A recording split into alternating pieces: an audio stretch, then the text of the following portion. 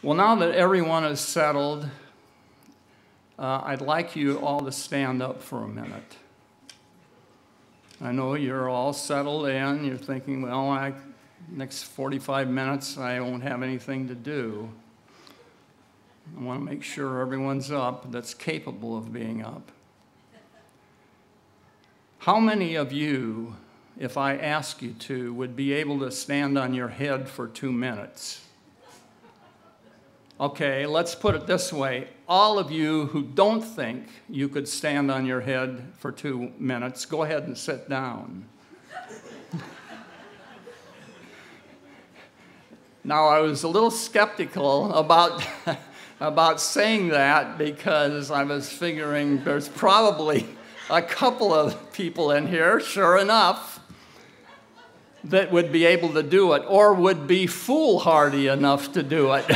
I was thinking maybe that some of the teenagers might do it.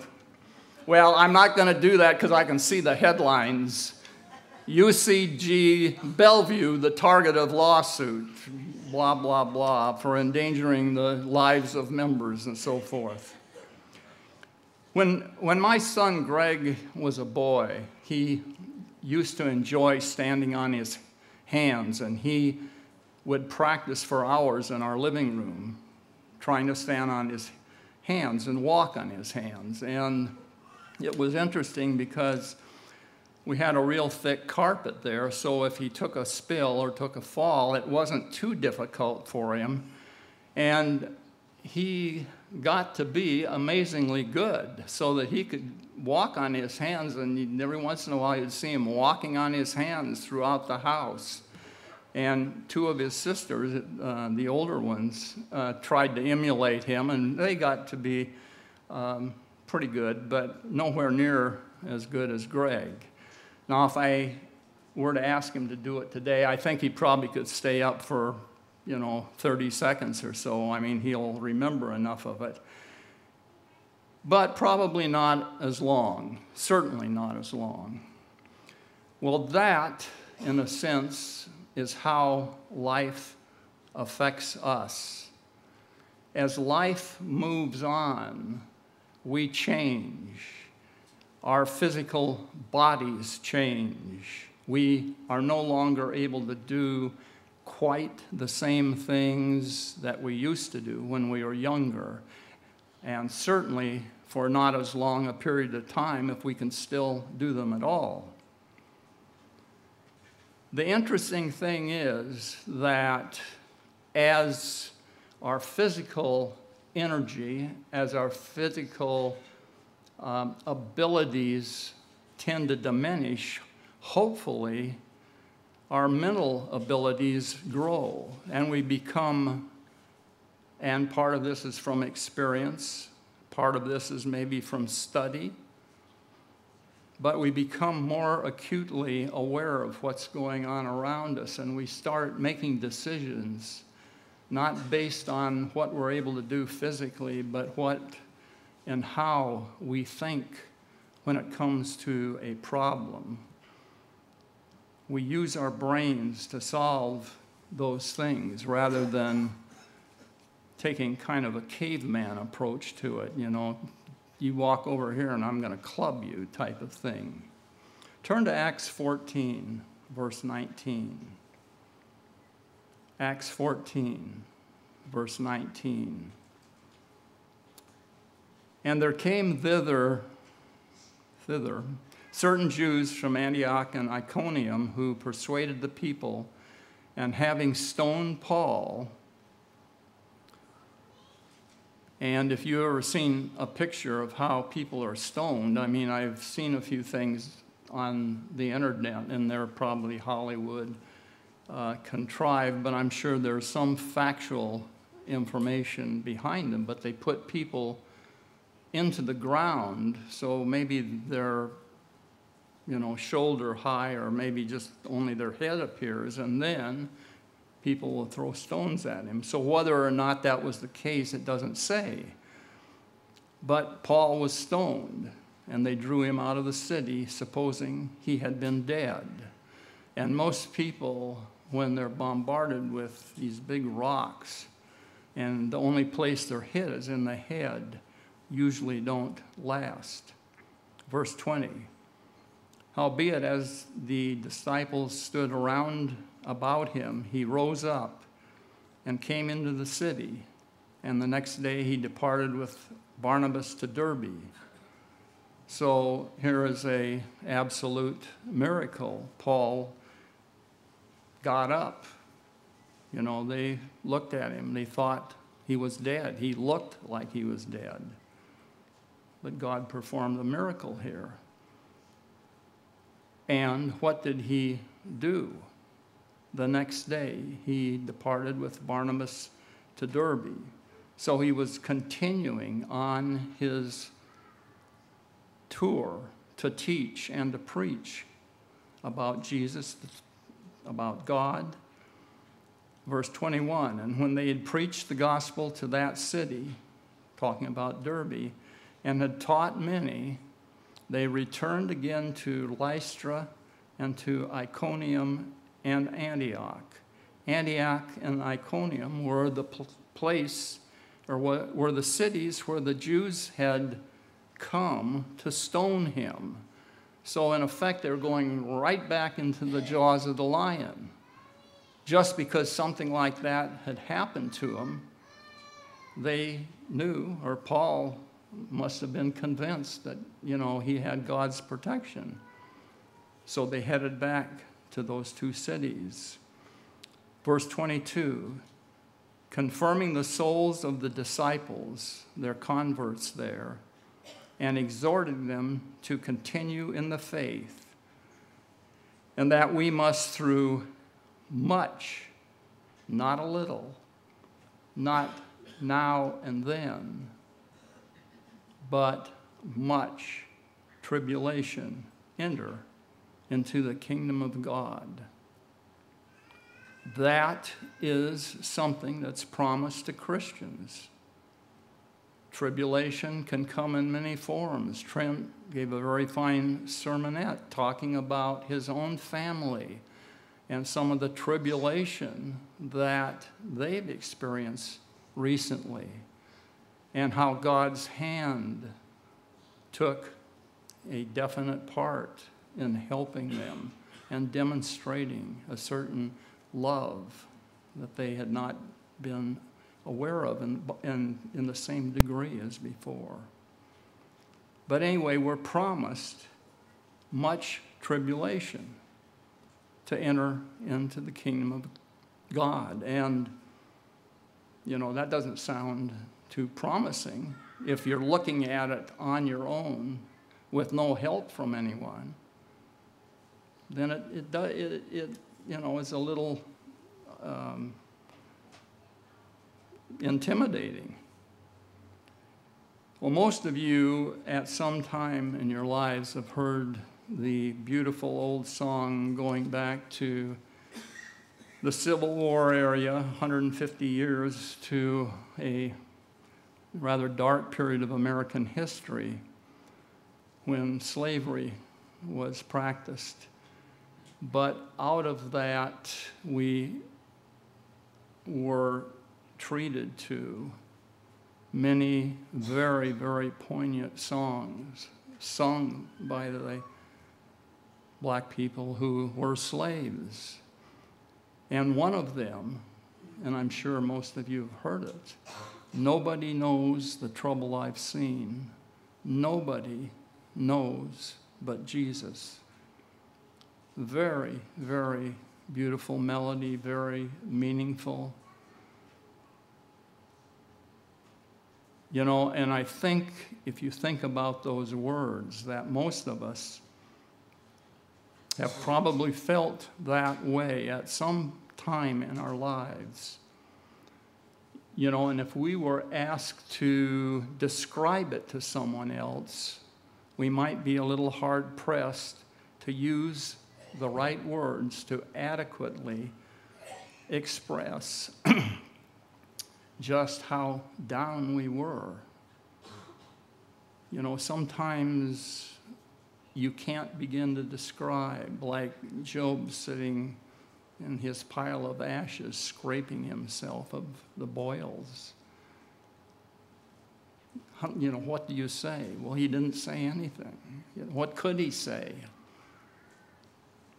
I think looking at someone in that condition, looking at someone going through a severe trial, just by looking at them, sometimes you can tell, but then maybe not. But would they be capable of describing completely and fully how they're being enveloped by this low part of their lives? Well, as I just read, why do we have pain and suffering, or the tribulation that Paul promised in the verses we just read? There probably are a variety of reasons that you could come up with, and I'm going to look at a few, but it's not carte blanche. It doesn't include everything.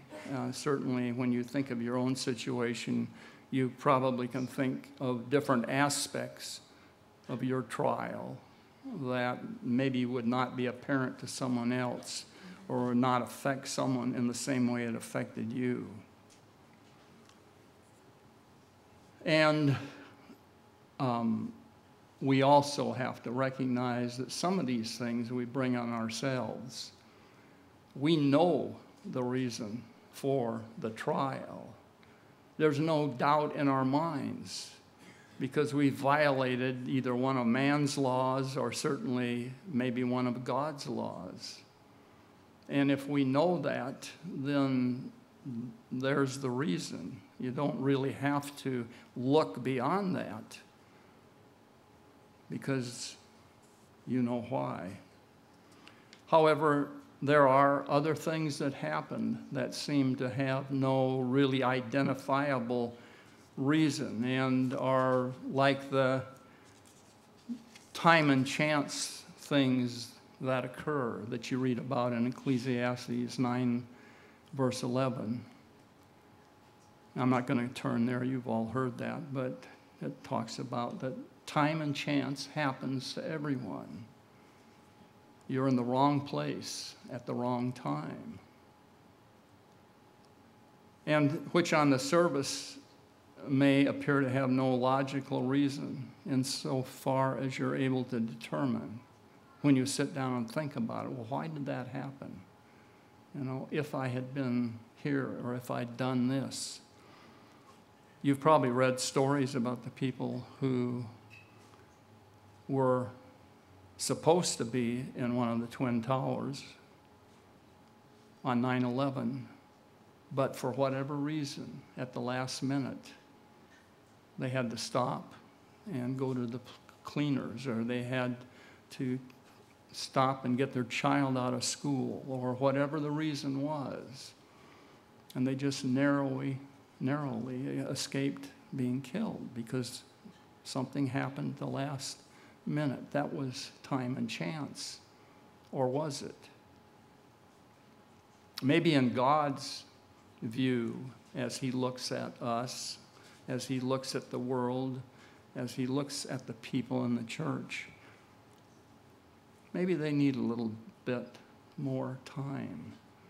Maybe that will be too soon. We don't know that's how it happens, but it could just, could be that way. Well, our trials and the pain that often accompanies them are necessary for our growth.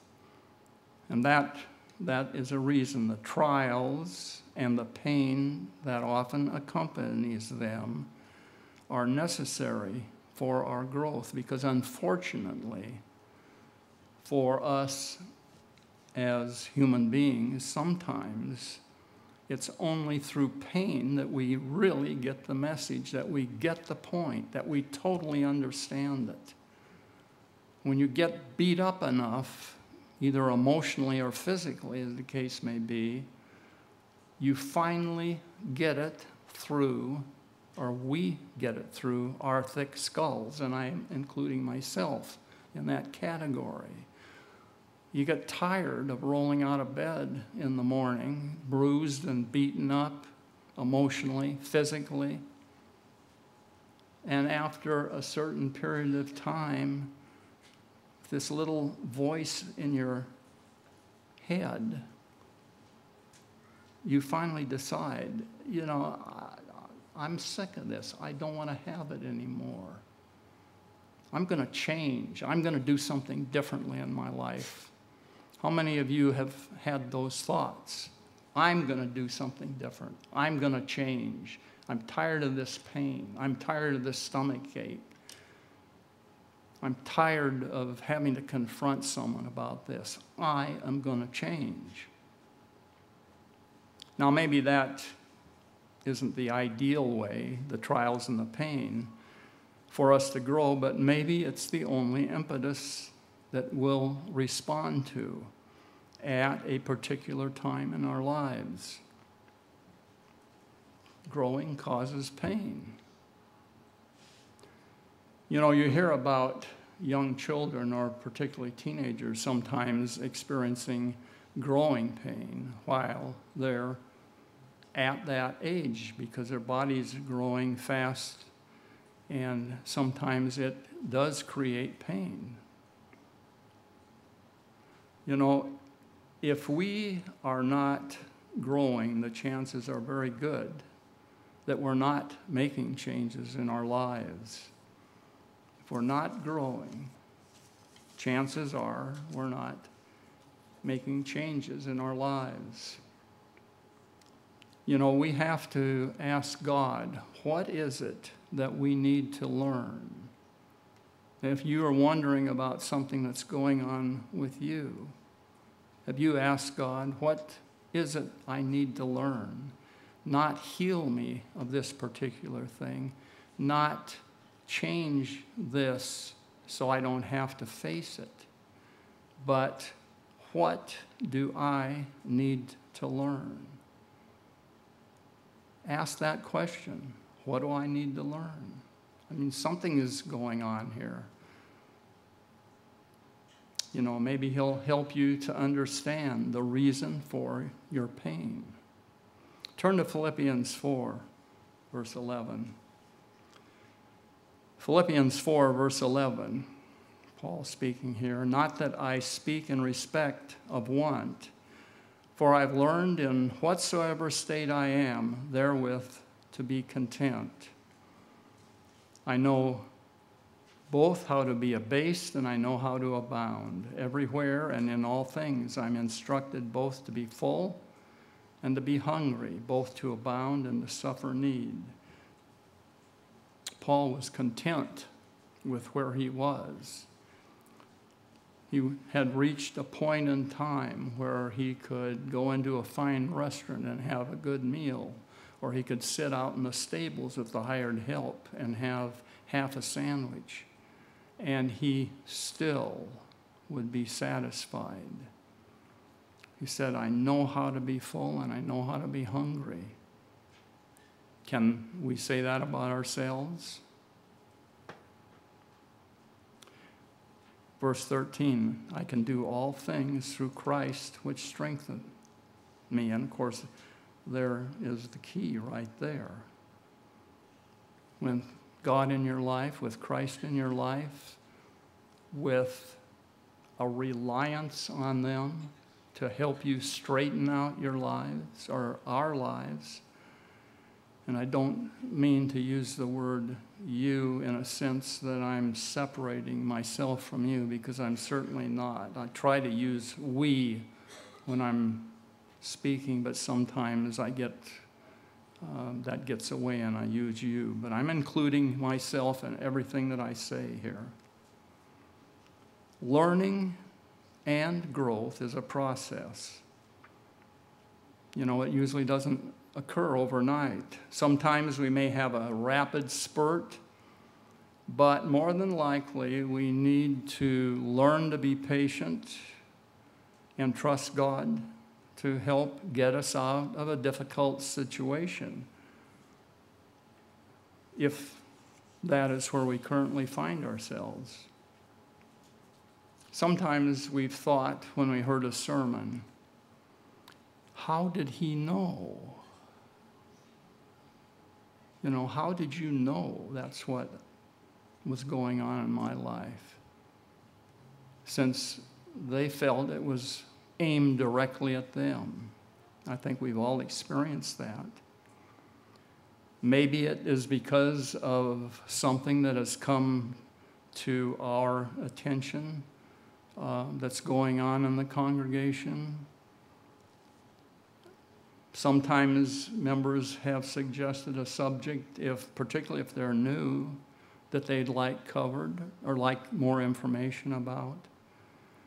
Well, why does God inspire us to talk or speak about the things we do? How does that happen? Does he put the ideas in our mind through some serendipitous process, kind of a willy-nilly, just a point here and a point there? You know, I don't know for sure, but however it happens, I do know there's always a reason for that particular message at that particular time, on that particular day, because someone in the congregation must need it or need to hear it.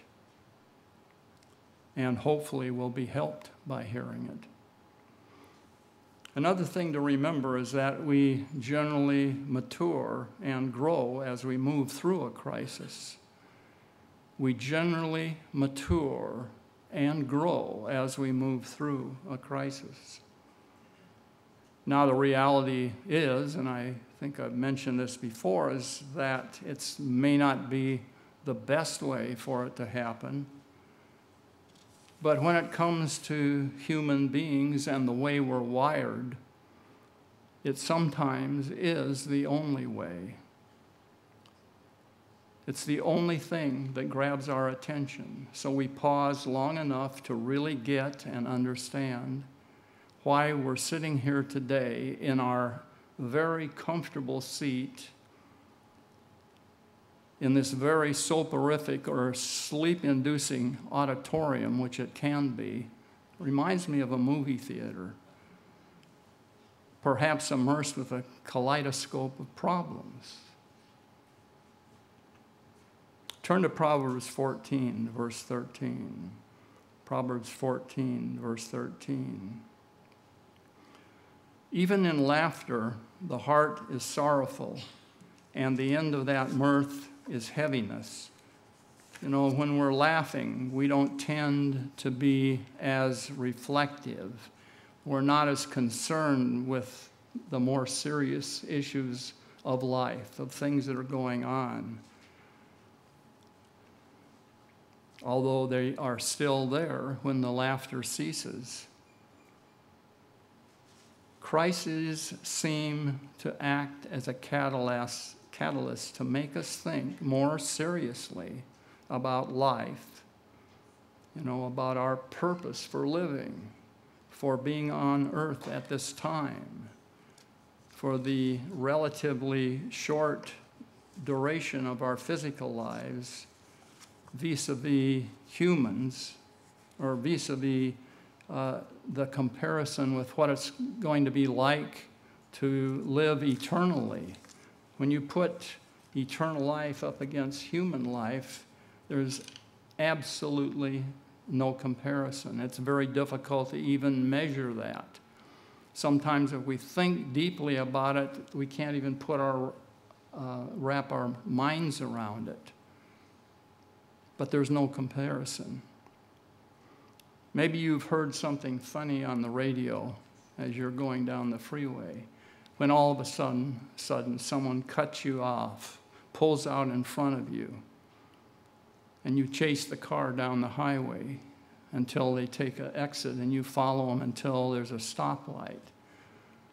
And then you go up intending to, well, depending upon how irate you are, depending upon what you would do in a situation like that. What's that going to do for you? If you confront someone? Will you end up like the defendant being addressed by the judge who is there to talk to the people involved with regard to something? And he asks them, couldn't this have been settled out of court? And the defendant said, sure, that's what we were trying to do when the police arrived. You know, you don't go seeking to duke it out or use your fist to solve your problems. That's not the way to do it. I'm not going to spend the time to go over it, but years ago there was a woman in the church who had a non-converted husband who did this very thing. I don't remember exactly what motivated him, but he was irate and he chased this car to a place where it came to a stoplight. And he got out of his car, went running up, and the person inside was so intimidated, so threatened, he pulled out a gun and shot him, killed him. You know, you hear about road rage. Well, it's very real. It's alive and well. So you don't want to get into a situation like that. Turn to 1 Peter 1, verse 6. 1 Peter 1, verse 6. Wherein you greatly rejoice though now for a season, if need be, you are in heaviness through manifold, not a few, but numerous, many temptations. You know, what kind of a gig is that? Is that what you signed up for? Many temptations? The reason being that the trial of your faith, verse 7, being much more precious than of gold that perisheth, though it be tried with fire, might be found unto praise and honor and glory at the appearing of Jesus Christ. That's why you're doing it. That's why you're going through. That's why you want to be there when Christ appears. You want to hear him say, well done, thou good and faithful servant. You know, consider this dialogue, and it's hypothetical. It's an illustration. It's not something that's in the Bible, but it's something that you might hear between Satan and Jesus, similar to the one that God had with Satan about Job. And this is how the conversation might go. Satan says, look at old Sam. He misspent his second tithe and now can't go to the feast this year. And Jesus said, well, yes, but do you realize he was out of work and needed to spend his money on food and clothing for his children? I understand. I understand why. And then Satan says, well, how about Jim? Did you see him yesterday when he flew off the handle and lost his temper and verbally lit into his wife with both barrels? Jesus said, yes, but he'd received word that his best friend had died. And 2 days before that, his son's car was totaled through no fault of his own. I understand because he knows some of the reasons that are going on in that person's life and why he might react the way he did. Or Satan then says, well, how about Judy last Friday night who went out to have a drink with some of her co-workers and had too much to drink and got involved in degrading gossip some of the workers who presumably were some of her friends? Jesus says and answers, yes, but she had a really tough week at work and just wanted to be accepted by her fellow workers. I understand. You know, in Revelation 12, verse 10, you don't have to turn there, but when it talks about Satan, it says, for the accuser of our brethren is cast down, which accused them before our God day and night. You know, he doesn't go off the clock. It's a 24/7 job for him. Day and night. I don't know, is he waving a flag in front of God or Jesus, saying, well, here, look at what he did over here. You know, all of the millions of people alive. Now, I hope you all understand, I'm not justifying any of the things I mentioned, and that's certainly not the point. The point is that Jesus was a human being tempted in all points as we are, yet without sin. He has the capability to understand because he has experienced life as a human. He understands the tugs, the way we react, why we react, you know, at a certain point in our lives when something happens. And with all his accusations, Satan may have conveniently neglected to mention that all of these people were on their knees every night after these things occurred, asking God to forgive them. You see, that's one of the things that he will never mention. He's never going to mention a positive. It's always going to be a negative. That's how he operates. Now, the people that I mentioned, or whoever falls into that category, they possessed the memory of what they did, the things that happened to them. And hopefully, the memory of the results were etched in their minds, and they knew they didn't want to have those things occur again. Hopefully, they will remember that particular situation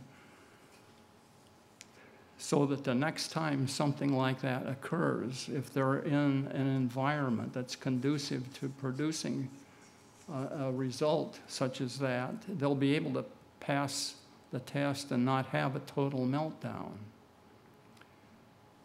Mastery over trials forces us to examine ourselves. Mastery, if you're going to master a trial, you are going to be forced to do some serious self-evaluation, self-analyzation. I was talking to someone recently about trials, and we discussed the fact that, you know, the Feast of Tabernacles is starting to draw closer. And I said, you know, it's almost like a barometer that trials and problems begin to surface just before the fall holy days, and the same with the spring holy days. And he said, you know, I agree. That's just the way things occur.